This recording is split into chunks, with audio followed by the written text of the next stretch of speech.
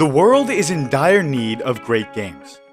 With virtual school, remote work, and a pandemic stripping every ounce of fun from the world, there is one thing that we know COVID-19 cannot ruin: video games. That is why the quest for a truly remarkable game is a long, difficult journey.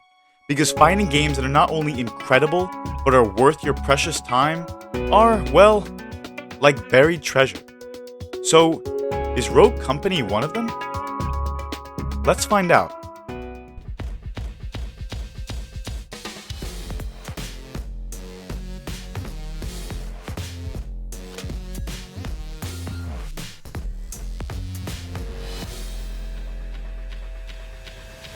Competitive tactical shooters are my favorite kind of time consumer.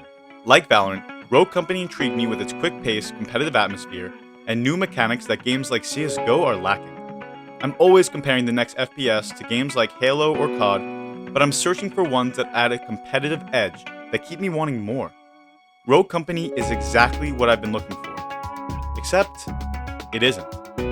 You need to know right off the bat that Rogue Company plays very well. But we'll get into gameplay in a moment.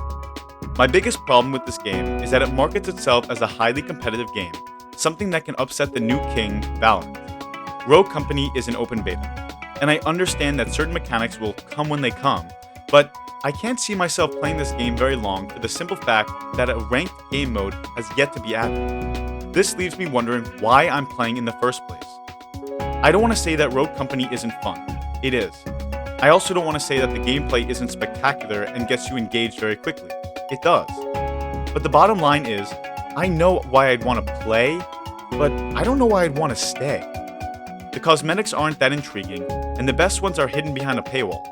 The leveling up and point progressions only help you unlock new rogues, but the starter ones are pretty fun, and I don't have an urge to collect them all. So, before I get into the rest of the review, I want to say that I won't be continuing my Rogue Company journey for a single reason. And I hope that reason gets fixed in the next patch. But until then, I'll be sticking with Valorant. Ranked is a must. Sorry. Rogue Company is a lot of fun.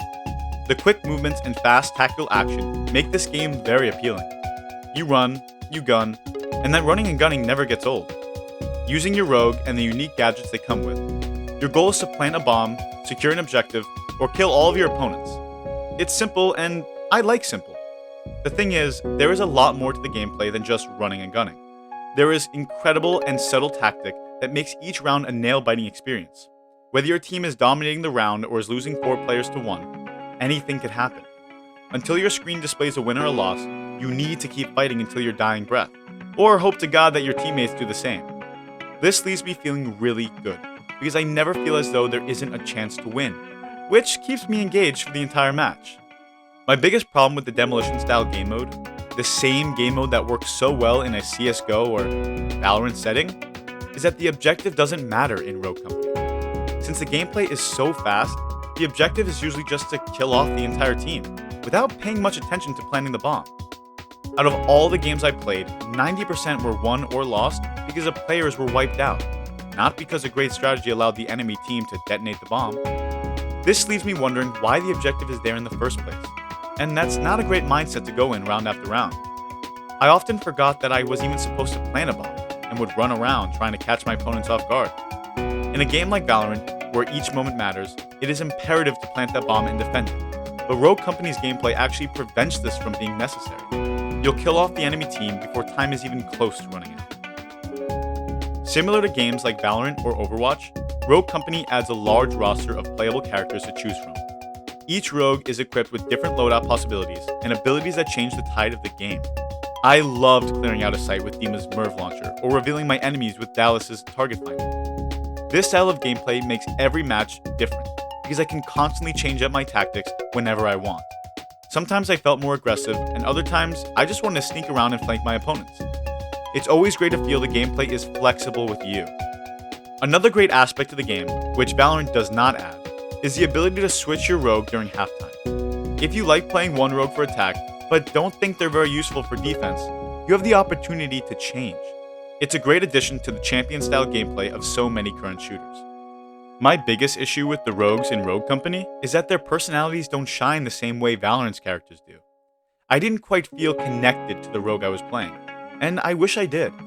I remember loving all the voice lines to my favorite Overwatch heroes, and the same thing with Valorant. During games, I felt I was invested in the lore of the world, despite there being little to no story aspect in the game itself. Whether I watched the storyline videos / marketing tools of Valorant and Overwatch, I felt engaged with the characters, and that doesn't happen in Rogue Company. Another Valorant-like mechanic of Rogue Company is the economy. Each round, you earn money to buy new equipment for subsequent rounds. These dollars are very valuable and require you to truly amp up your playstyle in order to earn as much as you can. It also gives you many different strategies to choose from, such as the gun type and gadgets you'll have at your disposal. The best part is, you keep your equipment each round, which means that saving and econ are no longer necessary. You need to purchase upgrades each round because you'll be at a severe disadvantage if you don't. This is wildly different from Valorant or CSGO's economy mechanic, and I'm actually a big fan of it. It rewards you for playing well, but without giving you or your opponent an incredible advantage or disadvantage in subsequent rounds. So, where does the strategy come in? Well, you won't have enough to buy everything. This means choosing very carefully your loadouts and knowing which round to purchase certain gadgets or upgrades. Some rounds I decided to upgrade my gun, and other rounds I would make sure my rogue was fully decked out with extra armor or another useful perk. It's actually a great way to formulate the economy mechanic, and I'm all in favor of it.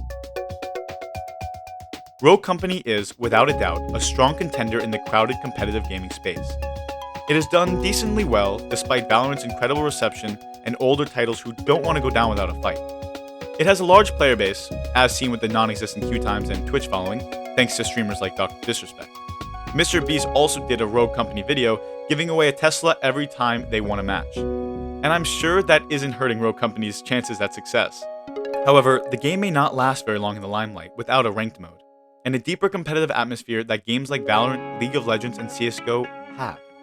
The pay-to-skin mechanic is better than a pay-to-win mechanic, but there are packages available to lock more rogues, which may give some advantages over newer players, but that has yet to be seen. The skins were also lackluster, and I didn't feel an urge to purchase one like I have in other games. Although I'm always in favor of supporting free-to-play games, especially when you put a lot of time into the game, I didn't see myself doing that with Rogue Company. Overall, the game itself was enjoyable to play, and I did yell at my screen a few times when my teammates let me down, and that's always a sign that I'm invested in the gameplay. Once they add ranked, I will most likely split my Valorant game time with Rogue Company, but until then, I'll be sticking with my other favorites.